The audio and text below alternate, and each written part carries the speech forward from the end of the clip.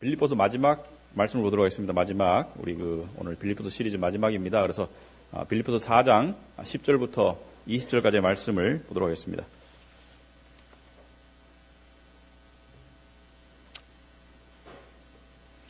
빌립보서 4장 10절부터 20절까지 여러분 신약성경 323페이지에 있습니다. 하나님의 말씀입니다. 내가 주 안에서 크게 기뻐함은 너희가 나를 생각하던 것이 이제 다시 싹이 남이니 너희가 또한 이를 위하여 생각은 하였으나 기회가 없었느니라. 내가 궁핍함으로 말하는 것이 아니니라. 어떠한 형편이든지 나는 자족하기를 배웠노라. 나는 비천에 처할 줄도 알고 풍부에 처할 줄도 알아. 모든 일 곧 배부름과 배고픔과 풍부와 궁핍에도 처할 줄 아는 일체의 비결을 배웠노라. 내게 능력 주시는 자 안에서 내가 모든 것을 할 수 있느니라.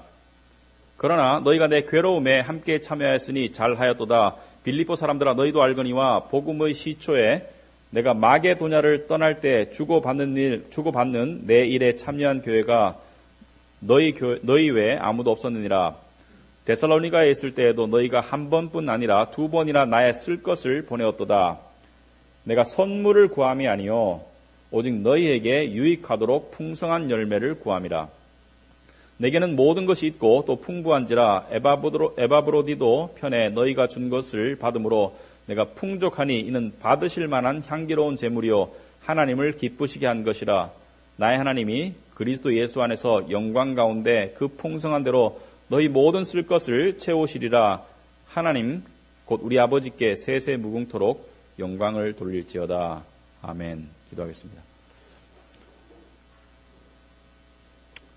오늘 또 저희들이 예배를 모이고 또 말씀 앞에 우리가 마음에 무릎을 꿇고 우리가 어떻게 하면 사도 바울의 고백처럼 모든 상황 가운데 만족할 수 있는 일체의 비결을 배울 수 있을지, 어떻게 하면 사도 바울과 같은 이러한 상황과 처지 속에서도 내가 크게 기뻐하리라 그렇게 외칠 수 있을지 우리는 할 수 없습니다. 우리는 그 비결을 알지도 못합니다. 우리를 긍휼히 여겨 주시옵소서. 왜냐하면 우리가 그것을 너무나 원하기 때문입니다. 그리고 우리가 하나님께 영광 돌릴 수 있기를 원합니다. 예수님 이름으로 기도합나이다. 아멘. 여러분, 이 사도 바울이 마지막 말씀을 맺으면서 이 빌립보 교인들에게, 사실 빌립보 교인들이 사도 바울에게 지금 사도 바울은 감옥에 갇혀 있고 완전한 감옥은 아니라 이 가택연금 상태에 있습니다. 그러므로 자기의 필요를 스스로 충당해야 하는, 친구들의 도움을 통해서 충당해야 하는 그러한 형편과 상황에 놓여 있습니다. 그런데 사도 바울의 필요를, 밥도 먹어야 되고 옷도 입어야 되고 여러 가지 필요가 있겠죠. 그 필요를 이 빌립보 교회가 에바브로디도라는 사람을 파송해서 소위 말해서 선교 후원금을 전달했던 것 같습니다. 그리고 지금뿐만이 아니라 그 전에도 몇 번 사도 바울의 사역을 물질적으로 협조하고 도와준 것에 대해서 사도 바울이 감사를 표하면서 10절에 이렇게 말하고 있습니다. 내가 주 안에서 크게 기뻐함은 너희가 나를 생각하던 것이 이제 다시 싹이 남이니 너희가 또한 이를 위하여 생각은 하였으나 기회가 없었느니라. 바꿔 말해서 너희가 나를 도와주고 싶어서 생각은 여러 번 했겠지만 기회가 없었는데 이제야 너희가 기회를 내어서 나를 도와주고 있구나. 고맙고 나는 감사하고 기쁘다. 그런데 17절에 보니까 사도 바울이 앞에 15절 16절에는 전에도 너희가 몇 번씩 나에게 도와준 적이 있지 이렇게 말하는 것이죠. 그래서 상기하다가 17절에 사도 바울이 내가 선물을 구함이 아니요 오직 너희에게 유익하도록 풍성한 열매를 구함이라. 무슨 뜻이냐면 너희가 나를 도와주는 그 후원금이 내 목적이 아니라 너희의 그러한 아름다운 행위를 통해서 너희에게 열매가 있고 그 다음에 나중에 하나님의 상급이 있을 것임을 내가 기뻐한다. 너무나 이타적이죠. 내가 도움을 받아서 기쁜 것이 아니라 오히려 너희에게 풍성한 열매가 있어서 기쁘고, 18절에 보면은 중간에 보시면 내가 풍족하니 이는 받으실 만한 향기로운 제물이요 하나님을 기쁘시게 한 것이라. 그래서 궁극적으로는 너희가 나에게 준 것이 아니고 하나님을 기쁘시게 한 것이다. 우리가 교회에서도 헌금도 하고 여러 가지 하지만 결국에는 하나님께 드리는 것입니다. 결국에는.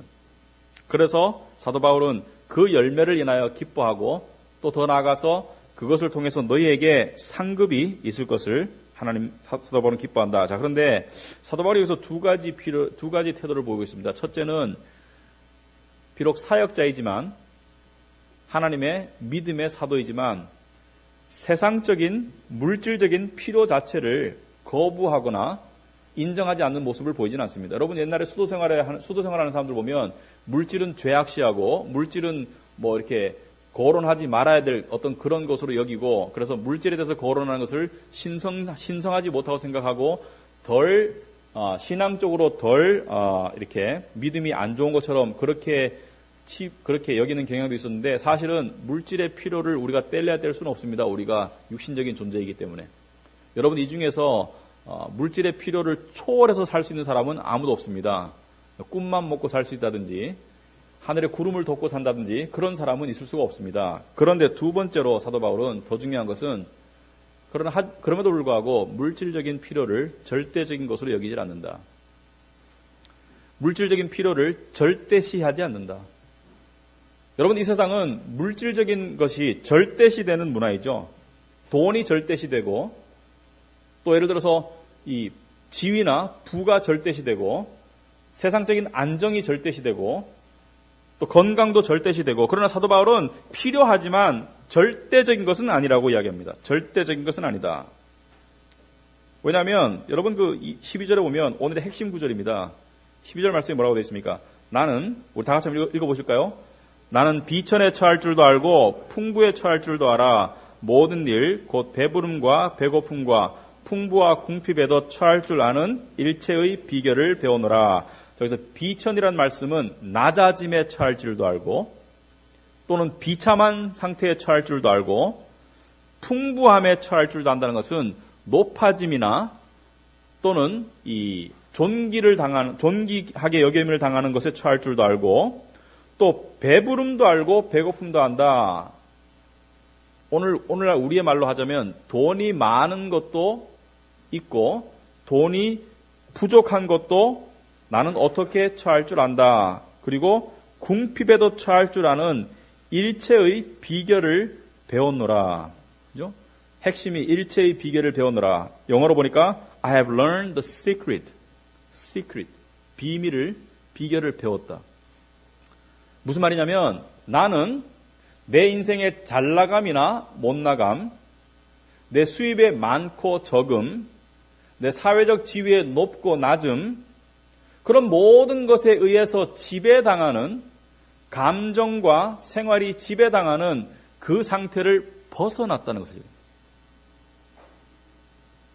여러분 이런 거 원하지 않으세요? 저는 되게 원합니다. 정말 그러고 싶습니다. 상황에 여러분이 사업을 하신다면 사업이 잘 굴러가고 돈을 잘 벌 때나 사업이 좀 안 되고 잘 안 될 때나 또는 여러분의 지위가 직장이 있거나 없거나 건강이 좋거나 안 좋거나 사역으로 말하자면 교회가 부흥하거나 부흥하지 않거나 만족해서 평정심을 유지하고 또 더 나아가서 기쁨까지 누릴 수 있는 그러한 경지에 이르는 비결을 배웠다. 배웠다는 것은 가지고 있다는 것과 틀린 것이죠. 배웠다는 것은 내가 수많은 시간과 경험을 통해서 지금 배웠다. 지금 사도 바울이 60 좀 넘었습니다. 오늘날로 말하면 거의 80 이상이죠. 왜냐하면 그 당시 평균 수명이 30대 중반이니까. 굉장히 오래 살았습니다. 그리고 크리스찬이 된 지 사역자로서 풀타임 사역자로서 섬긴 지 20년 정도 흐른 시절입니다. 근데 배웠다는 거예요. 여러분 그 일이 잘 될 때 믿음이 좋아 보이기는 쉬워요. 그죠? 신앙생활 하고 할 거 하고 믿음이 좋아 보이기는 쉽습니다. 예를 들어서 뭐 집안도 괜찮고 돈도 뭐 좀 있고 그리고 세상적으로도 괜찮고 교회 나가서 착실하게 생활하고 저 친구 다 가졌네. 세상적으로도 좋고 믿음도 좋아. 그런 사람 저기 강남에 가면 많이 있을 것 같아요. 강남에 있는 교회 가면. 그런데 그 사람들이 잘못된 건 아닙니다. 근데 문제는 진짜 믿음은 추락하면 나오더라고요. 추락해봐야지. 여러분 잘 나갈 때 그냥 습관적으로 신앙생활 하는 그 믿음에서 하나님이 한번 추락시킬 때가 있습니다. 정말 하나님이 사랑하시는 사람은. 근데 추락해봐야지 그 사람의 참 믿음의 실체가 드러나고 또 추락해봐야지 진짜 믿음이 자랍니다. 여러분 성경에 보면 욥기라는 게 있어요. 욥기에 보시면 첫 장이 어떻게 시작되냐면 욥은 그 당시에 엄청난 부를 가졌고 많은 가축과 그리고 욥은 그 자식이 아들 7명, 딸 3명. 아주 숫자가 좋죠. 7, 3. 그죠? 완전수죠. 7, 3, 10명. 그것도 완전수죠. 그리고 욥은 믿음도 좋았어요. 그래서 칭송을 많이 받았습니다. 그런데 하루아침에 많은 종들을 잃게 되고 많은 가축을 잃게 되고 자식들이 다 죽어버립니다. 그 상황에서 욥이 대단한 것은 바로 그 상황에서 욥은 이렇게 고백합니다. 여러분 주보에 보시면 욥기 1장 21절 22절에 이렇게 나와 있습니다. 이르되 내가 모태에서 알몸으로 나와 싸운즉 또한 알몸이 그리로 돌아가올지라 주신 이도 여호와시오 거두신 이도 여호와시오니 여호와의 이름이 찬송을 받으실지니이다 하고 이 모든 일에 욥이 범죄하지 아니하고 하나님을 향하여 원망하지 아니하니라. 굉장히 대단한 믿음입니다. 하루아침에 모든 것을 잃고 하루아침에 자기가 누리던 모든 것, 자기 사랑하는 가족을 잃은 사람이 이런 고백을 한다는 것은 미치지 않았으면 믿음이 좋은 것이죠. 그런데 문제는 사도 바울의 욥의 이러한 대단한 믿음의 고백에도 불구하고 시간이 지남에 따라 욥의 믿음의 실체가 드러나서 욥은 불평과 불만과 하나님을 향한 의심과 심지어 내가 태어나지 않았으면 좋았을 것을 차라리 나를 왜 태어나게 하셔서 이렇게 살게 하시나요? 차라리 태어나지 않았으면 좋았을 것을 그렇게 하나님을 원망하고 그렇게 하나님을 향해서 의심하고 그렇게 하나님을 향해서 분노를 표출했습니다. 여러분 사도 바울도 마찬가지예요. 사도 바울도 지금까지 엄청나게 하나님을 섬겨오고 하나님만 위해서 살아왔는데 지금 사도 바울은 가난하고 병들고 감옥에 갇히고 무시당하고 버림받고 지금 굉장한 공경에 처했는데 10절에 뭐라고 말하냐면 내가 주 안에서 크게 기뻐하리라. 내가 주 안에서 크게 기뻐한다. 여러분 빌립보서 전체에 기뻐한다는 말이 몇 번 나옵니까? 기뻐하라. 주 안에서 기뻐하라. 기뻐하라. 기뻐하라. 나중에는 짜증나요. 왜? 어떻게 하라고? 그런데 오늘 말씀해 보니까 11절에 내가 궁핍함으로 말하는 것이 아니라 어떠한 형편이든지 나는 자족하기를 배웠으니 어떠한 형편이든지 나는 자족하는 것을 배웠다. 영어로 말하면 content라는 단어죠. content, 만족한. 난 I am content. 모든 상황에서 in every circumstance, 모든 상황에서 I learned to be content. 나는 만족하는 것을 배웠고 그리고 12절에 보면 중간쯤에 보니까 배고픔과 풍부와 궁핍에도 처할 줄 아는 일체의 비결을 배웠노라. 바꿔 말해서 지금 모든 상황적인 변화에서 상황이 좋을 때도 나는 교만하지 않을 수 있는 비결을 배웠고 상황이 정말 안 좋을 때 내 가치가 하락할 때 남들로부터 무시당할 때 돈이 없을 때 궁핍하고 배고픈데도 나는 만족할 수 있는 일체의 비결을 배워서 내 평정심이 유지되고 있고 그리고 나는 기쁘다. 둘 중에 하나죠. 거짓말하거나 진짜이거나. 근데 거짓말 아니죠. 사도 바울이 했으니까. 근데 사도 바울이 이 비결을 배웠다 그럽니다. 가졌다는 것이 아니라. 처음부터 가지고 있었던 것이 아니에요. 이 사람도 배웠어요. 그런데 문제는 오늘 본문에 어떻게 배웠는지를 이야기를 안 하더라. 어떻게 배웠는지는 안 나옵니다. 어떻게 배웠는지가. 그 비결이 뭔지 설명을. 그러고 나서 사도 바울이 그 비결은 이것인데 이렇게 하면 배울 수 있다. 이렇게 말해야지 말이 되잖아요. 배웠다고 하면 자기만 알잖아. 근데 사실은 사도 바울의 여러 서신을 보면 그 비결을 이야기하고 있습니다. 종합적으로 보면. 성경을 이곳저곳을 살펴보면 사도 바울이 무슨 비결을 말하는지를 이야기하고 있다. 자, 지금부터 그 이야기를 하겠습니다. 여러분 세상에서 만족을 얻으려고 하는 그 수많은 노력에도 불구하고 여러분 뭔가 만족을 얻기 위한 어떤 통로와 목표가 있습니다. 사람마다 틀려요. 아름다움을 통해서 만족을 얻고 싶은 사람, 부를 통해서 또는 지위의 향상을 통해서 하여튼 자기가 꿈꾸는 어떤 것을 통해서 만족을 얻으려고 하는 마음의 기대치가 있죠. 욕심이 있고. 좋은 말로 하면 기대치고 적나라하게 얘기하면 욕심이죠. 그렇지 않습니까? 마음의 기대치 또는 욕심이 있고 그리고 현실의 상황이 있습니다. 근데 우리의 불만족과 우리의 불안은 이 마음의 욕심과 현실 상황 사이의 괴리에서 나오죠. 차이. 이 차이에서 나옵니다. 그래서 우리의 불만과 우리의 불안은 두 가지 이유 때문입니다. 첫째는 현실 상황과 나의 마음의 욕심과의 차이에서 오기도 하고 또는 지금의 상황에서 욕심보다 밑으로 하락할까 봐 불안하기 때문에 나오는 것이죠. 맞습니까? 여러분 모두가 그런 상황을 겪고 있을 것입니다. 대부분이 살아있다면, 인간이라면. 내가 바라는 욕심과 기대치와 현실 상황 사이의 괴리, 그리고 그 괴리가 더 벌어질까 봐, 그리고 지금은 그 괴리가 좁아졌는데 혹시 더 벌어질까 봐, 혹시 잘못해서 삐끗해서 그 괴리가 엄청나게 벌어질까 봐 힘들죠. 그런데 성경은, 사도 바울은 비결을 말하는데 이렇게 말하고 있습니다. 먼저 세상은 만족하고 싶니? 행복하고 싶니? 그 간격을 좁혀라. 열심히 해서 간격을 좁혀라 이거예요. 열심히 해서 네가 원하는 만큼, 네가 욕심내는 만큼, 네가 희망하는 만큼 상황을 끌어올려라. 그러면 행복해질 것이다. 만족할 것이다. 그래서 세상 사람들은 모두가 그런 한 방향으로 살아가고 있습니다. 한 방향으로.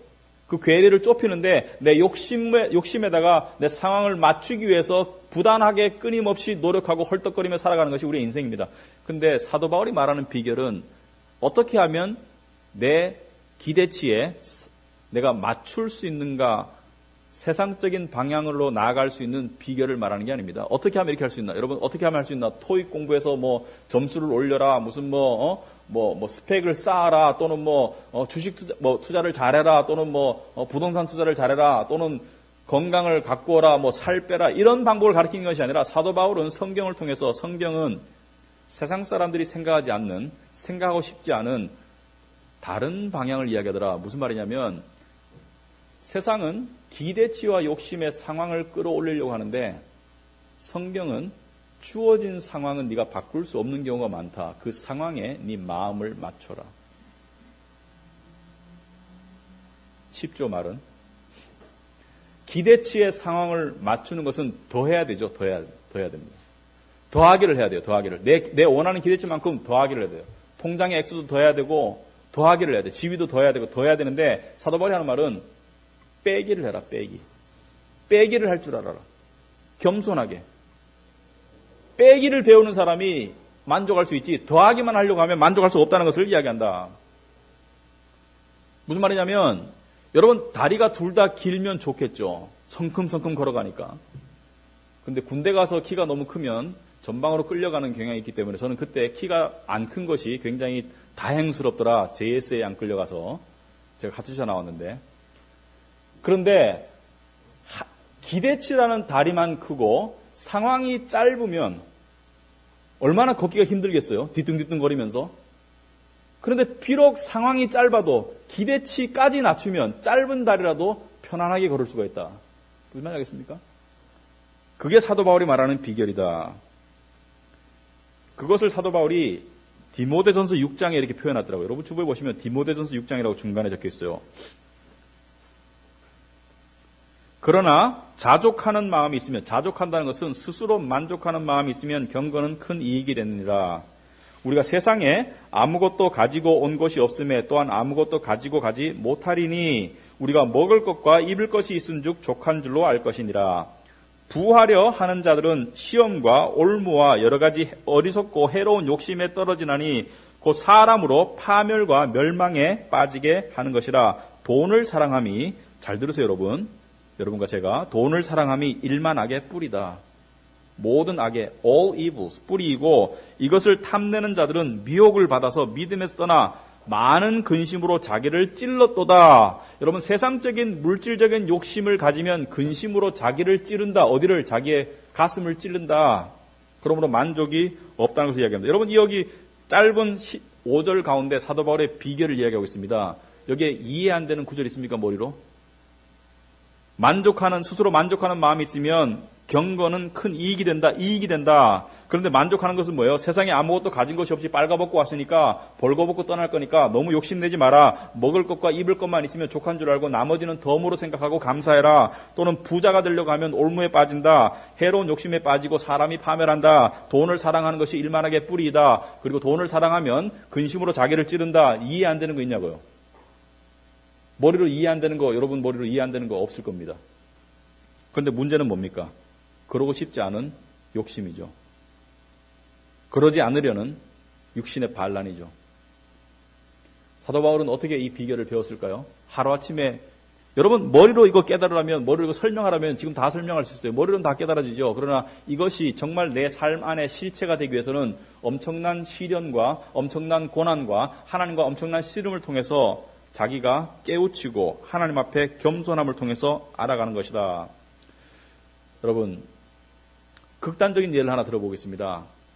내 기대치에, 욕심에 상황을 맞추려고 노력하는 삶의 삶과 주어진 상황에 마음을 낮추어서 빼기를 해서 만족한 사람이 가장 일반 상황 속에서 나타날 수 없지만 가장 극단적인 그러한 두 형태의 다른 사람이 역사 속에서 만난 경우가 있습니다. 때는 기원전 320여 년 세계를 정복한 알렉산더 대왕이 그 당시에 가장 존경받는 철학자였던 디오게네스를 만납니다. 어디냐면 고린도라는 도시에서. 알렉산더 대왕은 여러분 아시다시피 전 세계를 정복하는 그러한 캠페인을 벌였던 왕이고 대단한 욕심이 있었죠. 세계를 제패하고자 하는. 그리고 그 욕심을 거의 이루었어요. 거의 전 세계를 제패해가지고 로마 제국의 이 시초가 되는 그리스 제국을 만들었죠. 그런데 그 당시의 철학자와 왕들은 친할 수밖에 없었습니다. 왜냐하면 철학자들은 왕의 조언자요. 그리고 왕의 말벗이었습니다. 철학자는 말을 잘하니까. 지혜가 있으니까. 그래서 오늘날 말하면 대통령의 자문위원이 철학자이기 때문에 위대한 왕 앞에는 위대한 철학자들이 모였습니다. 왜? 철학자들은 왕은 철학자들을 통해서 지혜를 얻고 철학자들은 왕을 통해서 신분과 지위와 부와 풍요를 누릴 수 있었기 때문에. 근데 당대의 가장 위대한 왕과 가장 강력한 왕과 당대 가장 존경받는 철학자가 고린도라는 도시에 함께 머물게 되었어요. 왕은 정복을 향해 나가는 길이었고 디오게네스는 고린도 근교에서 그냥 길에서 일광욕을 즐기고 있었습니다. 그렇다면 세간의 시선이 어디로 쏠릴까요? 둘이 만나면 어떻게 될까? 만나기는 분명히 만날 것 같아요. 왜냐하면 너무나 유명한 사람이 둘이 도시에 있으니까 안 만날 수는 없는 것입니다. 그런데 일반적으로 누가 누구를 찾아가겠습니까? 철학자가 왕을 찾아가야 되죠. 어우, 똑똑하십니다. 누가 철학자라고 말씀해서 감사합니다. 철학자가 왕을 찾아가겠죠. 그리고 그 당시의 왕은 취해법권이죠. 까딱하면 죽일 수 있어요. 이 버르장머리 없는 놈. 죽여도 상관없습니다. 여러분, 옛날의 왕, 특히 그 대왕, 황제, 그죠? 무소불위의 이 권력이죠. 그런데 알렉산더 대왕이 아무리 기다려도 디오게네스가 안 와요. 자존심이 너무 상하겠죠. 그런데 이 자존심을 누르고 알렉산더 대왕이 디오게네스를 찾아갑니다. 그가 있는 곳으로. 길바닥에 있는 디오게네스를. 자기 부하 장병들, 이 호위병들, 장수들을 데리고 찾아갑니다. 화려하게 차려입었겠죠. 막 번쩍번쩍하는 군복을 입고. 이 찾아가서 디오게네스를 보니까 누워서 이렇게 누더기를 입고 일광욕을 즐기고 있는 거예요. 그래서 왕이 그 앞에 떡 서서 이 부하 장수들과 딱 서니까 너무나 초라하게 자빠져 있는 철학자, 세상에서 가장 위대하고 권력자인 왕, 그리고 그의 휘하 병사들, 너무나 대조적인, 여러분 상상해보세요. 너무나 대조적인 광경 속에서 왕의 첫 마디가 이것입니다. 디오게네스요, what do you want from me? 나한테 원하는 게 뭐니? 무슨 말입니까? 다 해줄게. 그렇죠. 다 해줄게. 다 들어주니까 what do you want? 원하는 게 무엇이니? 그때 디오게네스가 왕을 딱 보니까 왕이 햇볕을 등지고 자기를 향해 있는데 햇볕이 자기한테 안 오는 거예요. 그래서 왕에게 왕이시여 햇볕을 가리고 있으니까 좀 비켜달라고. 얼마나 이렇게 띵 받치겠습니까? 소위 말해서. 그래서 그 부하들이 한쪽에서는 낄낄거리는 거예요. 이 엄청난 기회 속에 왕이 다 해준다는데 햇볕을 가리지 마라. 그리고 한쪽에서는 이 불경한 놈 죽이려고 이렇게 하는 건데 왕이 막죠. 그리고 왕이 조용히 옆으로 비켜줍니다. 그리고 말없이 사라져요. 그러면서 디오게네스가 옆에 있는 장수에게 한 말이 굉장히 유명한 말로 나와 있죠. 내가 알렉산더가 아니었다면 디오게네스가 되었으리라. 무슨 말입니까? 욕심에, 대단한 욕심에, 세상 사람들이 따라갈 수 없는 위대한 원대한 욕심에 상황을 열심히 맞춰가면서 성공적으로 살아가던 알렉산더가 디오게네스라는 너무나 보잘것없는, 가진 것 없는 그러한 상황에 자기의 마음을 맞춘 듯이 보이는 그 철학자 앞에서 고개를 숙이고 그리고 그를 부러워한다고 말하는 것입니다.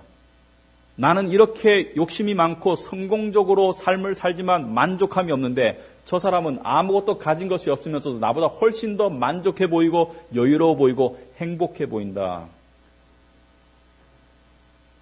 역사에 의하면 알렉산더는 32살의 젊은 나이로 열병에 걸려서 약 열흘 앓다가 죽습니다. 어떤 사람들은 독살당했다는 말도 있고 여러 가지 설이 있지만 자세히는 몰라요. 하지만 32살의 나이에 자기의 욕심과 함께 자기의 이룬 것과 함께 사라져버립니다. 이게 인생이에요. 여러분이 그렇게 헐떡거리고 제가 그렇게 헐떡거리고 갈망하는 모든 것이 결국에는 사라진다. 결국에는 사도 바울은 뭘 배운 것입니까? 나에게 부가 주어지면 그것으로 감사하고 그것으로 좋은 일을 하리라. 교만하지는 않으리라.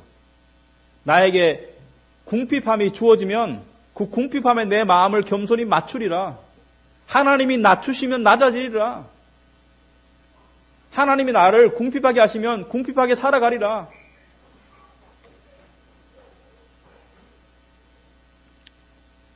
여러분, 낮아짐은 필요합니다. 낮아짐은 필요한 것입니다. 낮아짐은 높아짐의 전 단계입니다. 여러분, 배고픔의 진정한 기쁨을 알려면 제가요, 한 몇 주 전에 산에 그냥 모처럼 한번 가봤습니다. 근데 물통을 안 갖고 왔는데 처음으로 목말라 봤어요. 아니, 보통 물을 마실 때 목말라서 마시는 것이 아니라 이때쯤 마셔야 되지, 약간 목마르니까 마시지, 뭐 정말 목말라 죽겠는데 물 못 마시는 경우가 거의 없잖아요, 우리 삶 가운데. 근데 그때 정말 오랜만에 갈증이 해소된다는 것이 이런 것이구나 이렇게 깨달았습니다. 갈증이 해소되는 것이. 여러분, 하나님이 우리를 낮추실 때는 우리에게 높아지심을 줄 때 그때 그 높아짐에 얼마나 우리가 감사하고 귀한지를 깨닫게 하기 위해서 낮추실 때가 많습니다. 베드로전서 5장 6절을 보시면 그러므로 하나님의 능하신 손 아래에서 겸손하라. 때가 되면 너희를 높이시리라. 하나님의 능하신 손 아래에서 겸손하라. 때가 되면 너희를 높이시리라. 사도 바울은 하나님이 낮추시는 상황을 주었을 때 낮아지는 것을 마음이 택했습니다. 하나님 우리를 낮추실 때 왜 힘든가요? 왜냐하면 우리 마음의 반란 때문이죠. 이래선 안 돼. 난 이거 이상 원해. 마음이 부대끼고 받아들일 수 없어서 힘든 것이죠. 불만스럽고 불안하고. 근데 사도 바울은 상황이 낮아지면 빨리 낮아지는 법을 배웠다. 빨리 마음이 낮아지는 법을 배웠다. 비결을 배웠다는 것입니다. 그래서 여러분, 마음의 상황을 맞추려는 일방적인 노력만 해왔다면 성경이 전하는 비결을 배워보도록 하시라. 상황의 마음을 맞춰보는 것을 배워보시라. 전자는 가망성이 불확실해요. 그러나 후자는 하나님의 도우심으로 가능한 일입니다. 전자는 여러분 만약에 갑자기 미안합니다만은 살다가 암에 덜컥 걸렸다고 생각해 보세요. 우리나라 사람의 약 5명 중에 2명이 암에 걸린다고 그러죠. 평생에. 그러니까 여기서도 그럴 가망성이 있죠. 근데 암에 덜컥 걸렸을 때 여러분의 태도가 아니야, 나는 암에 걸리면 안 돼. 이 암은 잘못된 것이야. 그렇게만 생각한다면 정말 힘들 것 같아요. 암도 힘든데. 그런데 여러분의 마음이, 저와 여러분의 마음이 믿음 가운데 이때까지 건강하게 살게 해주신 하나님이 이제는 암을 주셨네. 그렇게 마음을 낮추면 암 치료도 더 잘 될 겁니다. 이 비결을 우리가 배워나갈 수 있기를 바랍니다. 그리고 생각해 보시기 바랍니다. 예수 그리스도의 삶을 생각해 보십시오. 예수님의 높아지심, 하나님 보좌 우편에 앉으셔서 모든 무릎이 꿇고 모든 혀가 그를 주라고 고백하는 그 영광스러운 자리에 가시기 전에 예수님은 이 땅에 인간의 모습으로 오셨어요. 낮아지는 모습으로. 여러분, 하나님의 아들이 인간의 모습 되는 것은 엄청난 낮아짐이겠죠. 여러분 보고 지렁이가 되라면 여러분 되고 싶겠습니까? 엄청난 낮아짐으로 오셔서 그리고 죽기까지 자신을 낮추시고 십자가에서 죽으시고 복종하셨다.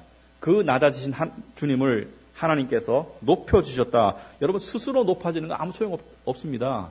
세상에서 돈 벌어서 지위여서 스스로 높아지는 거 세월 지나면 아무 소용 없습니다. 하나님이 높여주는 높여주심은 이 땅에서도 귀하고 다음 세상에서 영원합니다. 그죠? 하나님이 높여주시는 높여짐은 이 땅에서 귀하고 다음 세상에서 영원합니다. 여러분, 성경에 보면 뭐라고 되어 있습니까? 이 땅에 이 고난의 가벼운 것이 영원한 영광의 중요한 것을 이룬다라고 말하지 않습니까? 그래서 하나님이 낮추시거든 그것은 하나님이 나를 언젠가 높여주시겠구나. 그렇게 생각하시면 됩니다. 예수님도 그러셨죠. 제자들한테. 제자들이 어떻게 하면 우리가 으뜸된 자가 될 수 있나요? 어떻게 하면 어떻게 하면 우두머리가 될 수 있나요? 높아질 수 있나요? 예수님이 뭐라 했습니까? 높아지고 싶거든 낮은 자가 되어라. 섬기는 자가 되어라. 천국에서 큰 자가 되고 싶거든 이 땅에서 섬기는 자가 되어라. 여러분 생각해 보세요. 이 땅에서 섬기고 낮아지는 사람은 천국에서의 높은 영광을 준비하고 있습니다. 이 땅에서 일시적인 투자를 통해서 영원한 영광을 투자하고 있는 것인데 이 땅에서 다 누리고 성경에 보면 모든 칭찬을 다 받고 모든 영광을 다 누리면 천국에서 하나님이 줄 이유가 없다. 이 땅에서 우리가 높아지고 다 누리고 그러면 천국 가면 빈털털이라는 겁니다. 빈털털이. 어느 쪽이 더 좋습니까? 어느 쪽이 더 이득입니까? 어느 쪽이 더 유익합니까? 저와 여러분은 하나님이 낮추시는 시간들을 수시로 경험합니다. 지금도 그런 상황 가운데 있는 분들이 있을 줄 압니다. 힘들어요. 열심히는 사세요. 할 수 있는 것은 하세요. 그러나 주어진 상황에 자신의 마음을 낮추는 그러한 노력도 게을리하지 마시라. 그 비결을 배우지 않으면 언젠가 우리에게 불행이 다가왔을 때, 여러분 인생의 불행은 몇 번쯤은 꼭 다가오고 마지막에는 항상 다가오게 되어 있습니다. 언젠가 우리에게 불행이 닥쳤을 때 우리가 준비될 수 있다고 생각합니다. 그리고 그 작은 불행들은, 작은 낮추심은 하나님께서 우리를 사랑하셔서 우리에게 닥칠지 모르는, 상상할 수 없는 그러한 불행을 대비시키는, 훈련시키는 그러한 것이기도 합니다. 사도 바울이 사역을 열심히 하는 10수년 동안에 감옥에 갇혀서 옴짝달싹 할지 못하는 상황이 될 줄 어떻게 사도 바울이 상상했겠습니까? 처음부터. 그러나 이 상황이 오기 전에, 그리고 마지막 순교의 상황까지 가기 전에 사도 바울은 고린도 후서 12장에 이야기하듯이 밥도 굶어보고 난파선도 타보고 매도 맞아보고 엄청난 궁핍함에도 처해보고 엄청난 것들을 다 겪어봤어요. 그래서 지금 와가지고 심지어 감옥 안에서도 만족한다. 그 비결을 배웠다. 하루아침에 되는 것은 아닙니다. 저와 여러분이 이것을 향해 나아갈 때 여러분과 저의 삶이 정말 복된 삶이 되려고 믿습니다. 욕심에만 맞추려고 하는 그런 삶이 아니라 주어진 상황을, 그 상황에 마음을 맞추는 그러한 믿음으로 저와 여러분이 나아갈 때 정말 하나님께서 신령한 복으로 채워주시라고 믿습니다. 예수님 이름으로 기도하겠습니다. 하나님 아버지 감사합니다. 우리에게 이렇게 말씀을 통해서 깨우침을 주심을 감사합니다. 우리도 사도 바울이 말한 것처럼 어떠한 상황에도 처할 수 있는 일체의 비결을 배우게 하옵소서. 우리의 가진 것이나 우리의 건강이나 우리 어떤 것이 우리 기대치에 미치지 못할 때 우리의 마음을 겸손히 낮추어서 지금 있는 것도 감사하다. 그리고 하나님 힘주시는 대로 열심히 살아갈 것이다. 언젠가는 하나님께서 우리를 높여주실 것이다. 그러나 높임 전에 겸손이 먼저 이루어져야 된다. 이런 진리들을 되새기도록 하옵소서. 예수님 이름으로 기도합나이다. 아멘.